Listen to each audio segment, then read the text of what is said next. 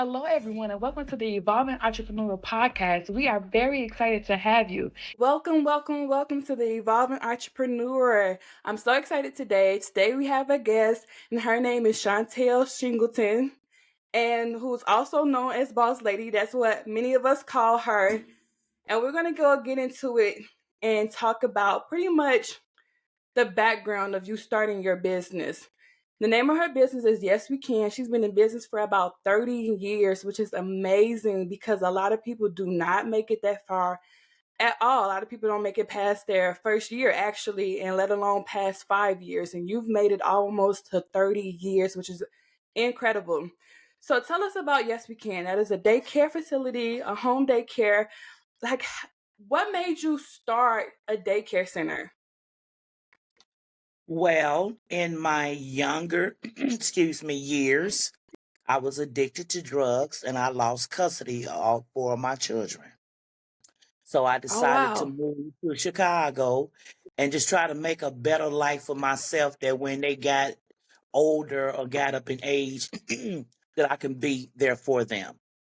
So I started missing kids. I mean, you can't be a human being and not have the presence of children around you. You know what I mean? And I just Hmm. wanted to have kids around me, lots of kids, because I wasn't with my kids on a day to day basis, even though I was still a very active part of their life. I was able to Hmm. cook for kids and, teach kids, how to, you know, do things. I love to see little bitty kids learn how to walk and talk and say the ABCs and one, two, threes and cook them good food and show them how to sit at the table and eat. I just love training people, So yeah, it had to do Hmm. something with me, going through what I went through with my children for me to want to become a licensed daycare provider. Yeah. So what was your mindset? Like what made you what are some of the things that you did to stay strong during that process? Cuz I'm sure that was hard being around so many kids and at the same time not being around your own. Yeah, me understanding the situation that I had got myself into, um, I just knew that I could still see my kids. It wasn't like I could never ever see them again. But just by me not having them 24 hours a day like your daughter is with you 24 hours a day. Every day you wake up, it's not just about you. You got to make sure she's straight, do she want to do. Mhm. But I just wanted to make sure that I could be that for kids, you know, even though I didn't have my own kids, I wanted to be like that mother figure. And that's what I've been to, like a lot of kids. When you leave your kids at my daycare, I'm the mom. And I'm going to protect them just like I'm the mom until you come. I will go to the school and I will fight about your kids. I'm going to make sure they safe till you come right back here and get them. I'm very, some people say I'm too bossy. I feel like you have to be bossy when it comes to your children because we living in a world today where time is not safe. Places is not Yeah. safe. Our kids is Yes. definitely not safe. So you want a bossy something over your child till you get back to get your baby. You Yes. know, You know what? I'm glad you just stated that because that's one of the reasons why, don't have my daughter in daycare because me living so far out, I don't have a daycare facility that I necessarily would like know somebody or and I'm kind of afraid. I had that anxiety when my child was first born to like let somebody else watch her. And yeah, in that society, and we're seeing so much happen at daycare centers and stuff, like what yeah. are you doing to promote safetyness in your daycare? How do you ease parents' mind when it comes down to like, hey, your child is safe here? By me being the owner of my daycare, I'm still a lot hands on. I just can't say, Miss Carter, leave your child here, with my staff and they're gonna 100% be safe. I I know they're gonna be 100% safe long as I'm on the property. You know what I'm saying? Mm, So yeah. I don't do cameras in my daycare. I know that's the new thing, cameras. I'm old school. I got a license in 1994. I'm an old cat. I'm from Mississippi. I believe in if you say you're gonna do something, do it. If you say Yeah. you ain't this way, you ain't this way. I'm not gonna have no cameras Mhm. watching you because then therefore you can't be your authentic self. Cause I wonder she saw Mhm. this. Oh, I wonder she saw that. No, because I'm gonna train you to work in my facility. I'm gonna train you, and when I get done training you, you're gonna be the best that you can be as far as no hitting kids, no stealing, no lying, no, just none of that stuff. This is a home-based daycare. I still live here. I want Mhm. my kids to come here and I want them to feel safe and at home, you know, knowing that, if mom's gone, that's fine. I'm good till she get back. Some kids don't Yeah. even want to go home. Some kids come over here, they don't get to eat. They don't get to watch TV. They don't get to sleep in the bed or say ABCs or one, two, three, just for somebody to love them. Or, it's just a beautiful Yeah. thing. It's a beautiful And thing to me. I know you stated that you were initially in Mississippi. That's where you were born and raised, and then you came over Mhm. to Chicago. And in Well, Chicago, I we made a pit definitely stop in Waterloo, Iowa first. I you left went where Mississippi. first? I went to Waterloo, Iowa, which is 4 hours from here. And girl, when nothing Oh, happened okay. down there, nothing happened down. I got in a little trouble down there. They wasn't making no money down there, so I was like, got out of trouble down there. I was like, bye. Came to Oh, Chicago. Came to Chicago where it's happening at. If you want something, you can be something in Chicago, honey. Yes. yes. You Yeah. know what? And so many people they want to migrate to other places because they want people who like born and raised in Chicago. They feel like sometimes they have to go somewhere else outside of their environment. But here's the thing: you actually left from Mississippi and Iowa and came to Chicago, where you do have like high crime and high drug rates and stuff. But yet you made something of yourself. Like, how was that possible for you? And you were trying to escape trouble already. So how was you able to come to Chicago and actually make something more of yourself? It's called minding your own business. See, in small towns, that's what you do.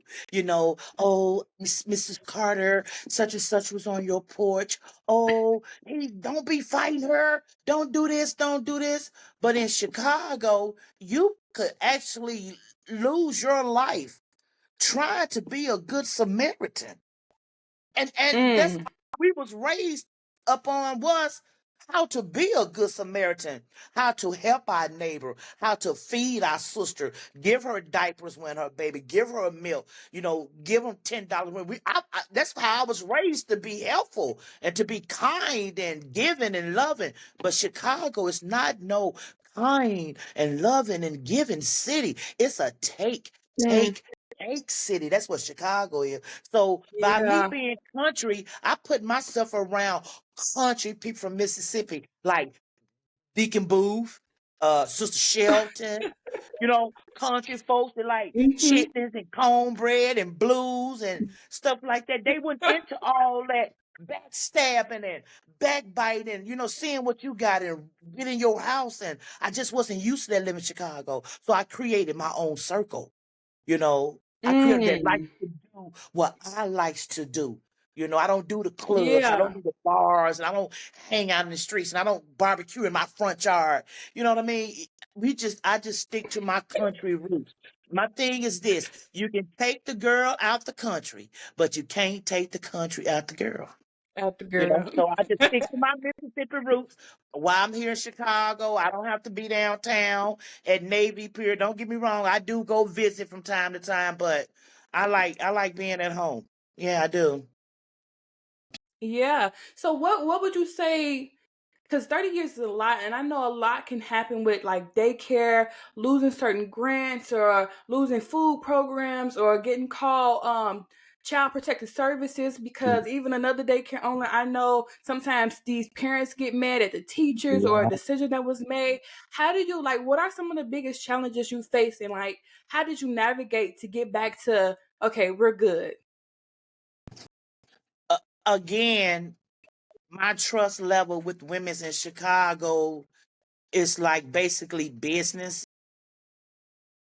I could just say I've been blessed because I treat people good. I treat their kids good. I mean, I don't play no games.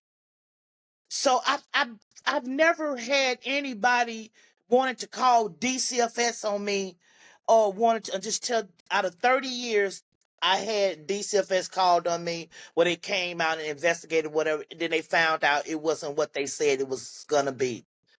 If you Mhm. treat people right and fair and good, you don't have to worry about people trying to do hurtful and hateful things to you. I don't have a lot of friends. All my friends live out of town 30, 40 plus years. So I Mhm. on that question, I just been blessed not to have people that hates me or dislikes me that much. Yeah. To where they will want to do something. I haven't out of 30 years. Out of 30 years, I have never been rid of by the Department of Children and Family Service. Never.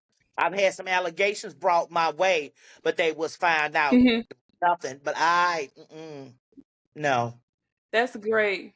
That's Yeah, awesome because that's definitely not the story for everybody. And sometimes yeah, people get in cases where they are trying to do good, they are trying to do the right things, but sometimes the yeah. the industry you in can cause you to go through some rough times when it comes down to business.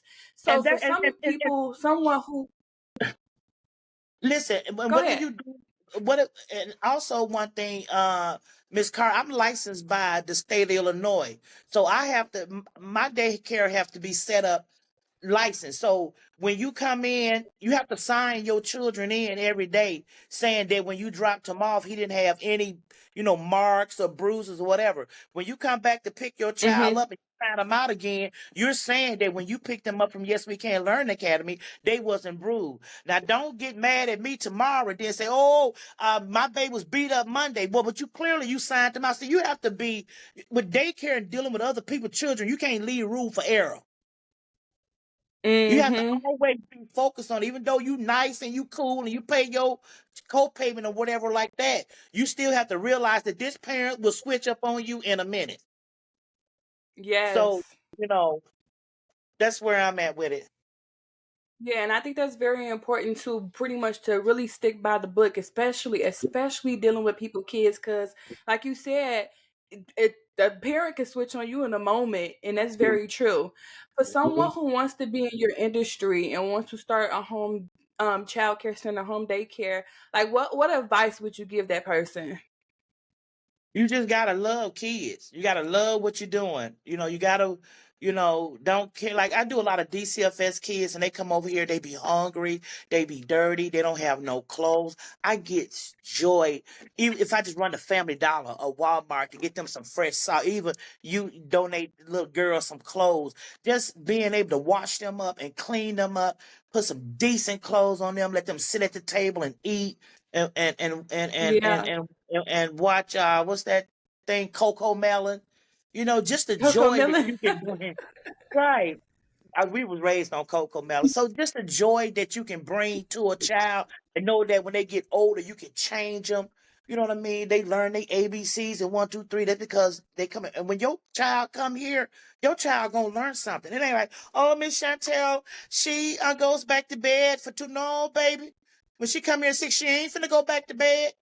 No, she finna have some breakfast, learn her ABCs, one, two, threes, her manners, thank you, because kids don't have manners these days. And that's one of the things I like to teach in my daycare. Hey, good Yeah. morning, excuse me, I'm sorry, thank you, girl. I can't stand no ignorant kids. Not up in here. Mm-mm. Mm-mm. So we teach them everything over here.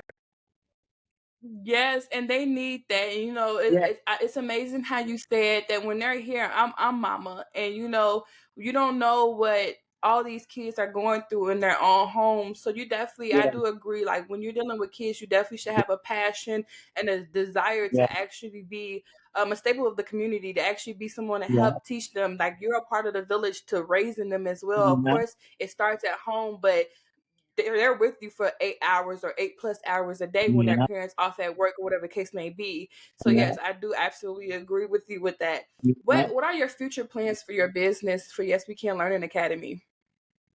Well, I just put in new work and had the whole daycare renovated.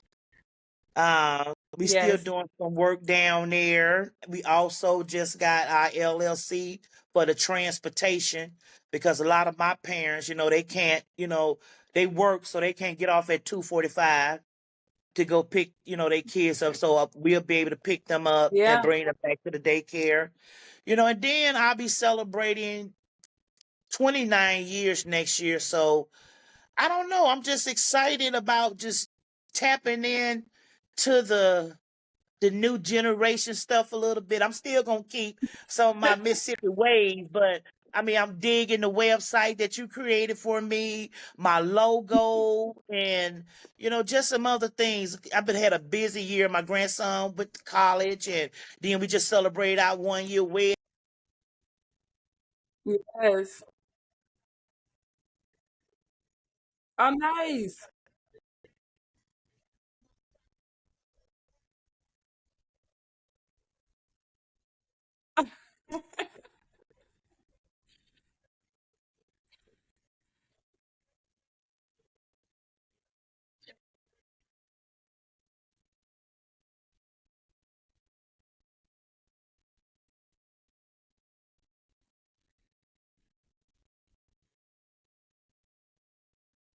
Yeah. So how do you Yeah, how do you? Because I'm hearing all these things. I know you're very active in your children and your grandchildren's lives, and you do a lot when it comes down to your business, and even with your giveaways, and you're being that staple in the community to give back to where your business is located in the area that your business is located in. How do you balance that self care and you're being like that big entrepreneur, and then you're newly married? Like, how are you balancing your life and making sure that even though I have all of this going on, like I'm okay. I'm making sure I'm having self care, and then I'm balancing those that around me that mean the most to you, which is your family. How do you do that?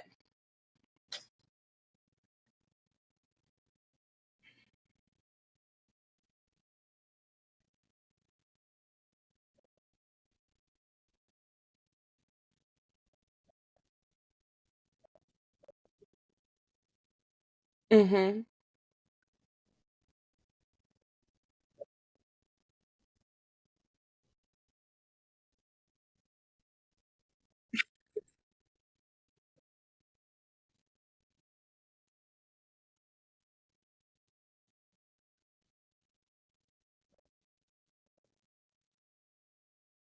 Yes.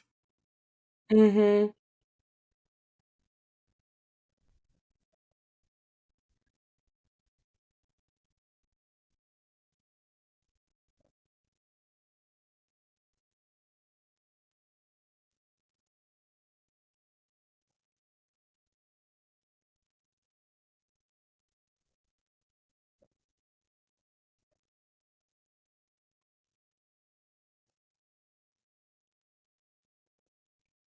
Yes.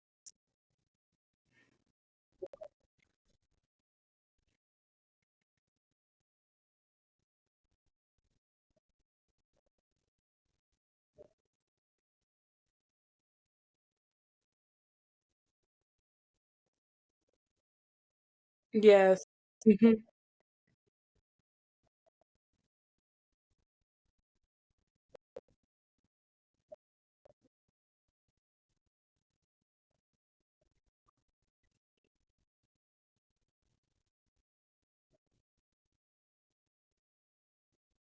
Mm-hmm.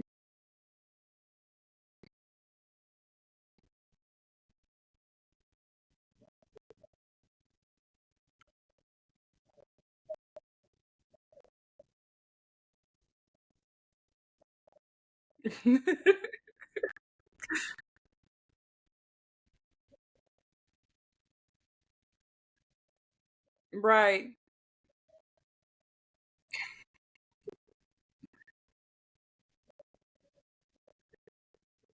Yes.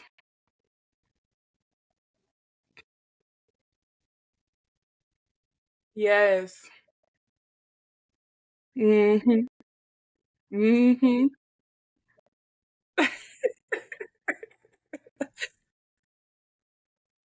Yes. You know what? And the more I hear about your story and the different things that you had to overcome and the things that you're trying to achieve currently, I think about the name of your daycare, and it's Yes We Can Learning Academy. What made you come up with that name? Because it's like everything that you have went through, it was still like, yes, I can do this, I can accomplish this. So what made you come up with that? Was that name connected to like your journey?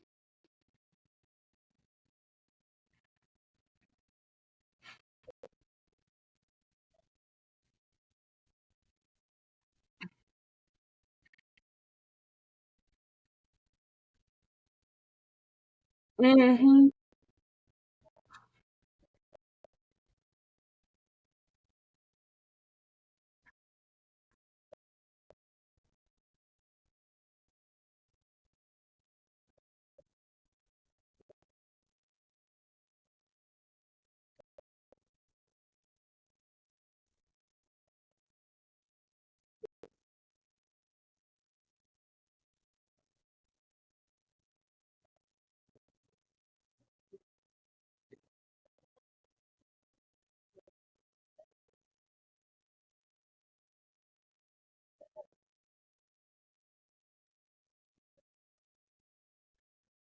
I love that. Yes. And I know how you always like getting shirts made and stuff. You should say that should definitely be put on a shirt. Today I like me. Yesterday I might not have, but today I like me. And I love that. That is a good saying. And I think that's what a lot of people are trying to become better versions of themselves for things that could have happened in the past, or for the things that other people have told them that they can't do this, or that they're not good enough. So a lot of us are out here fighting to be better versions of ourselves because of our past, or because of what other people, the labels that they have put upon us, or even labels that we have put upon ourselves, whether it's because of low self-esteem, whatever the case may be. But I love that. And I think your story will touch so many people. You're definitely a an encouragement, your story by itself. Just to say that, just showing yourself that you're doing what you're doing and knowing where you come from. A lot of people wasn't able to make it to where you're at now. A lot of people, some people, they died due to being addicts of drugs. And because you overcame it and you've made something of yourself, not that just you made something of yourself, but you are a staple in the community, and you're also giving back and you're helping the next generation. That's amazing. And I want to say thank you, congratulations as well. Just on my behalf to you, knowing that your story and all that you had to go through just to get there. So I'm happy that you're currently in that state where you love your stuff, and that's important for a lot of people. Is there anything else that you would like to say to the listeners, or anyone else who may be like, hey, I identify with you, like that's currently where I'm at, where you're past at, that person is currently there. Anything else that you would like to say to those listeners?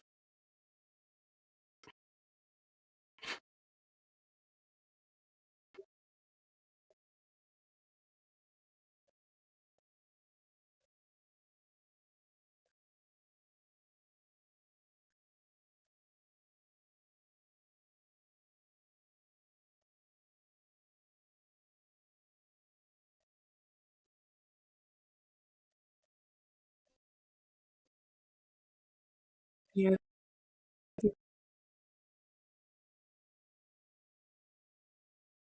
Yeah. Amen. Yes.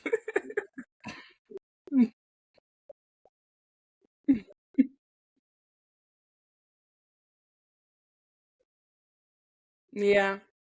Yeah. Thank you so much for coming on here and being a guest on this episode. Thank you.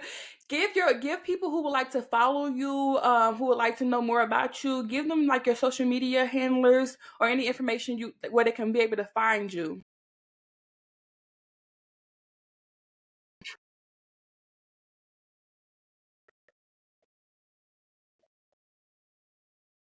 Okay. Thank you so much once again for having coming on today's episode, and I was amazing just to have you and to hear your story. So I hope so many other people are inspired and motivated by you. Thank you so much once again.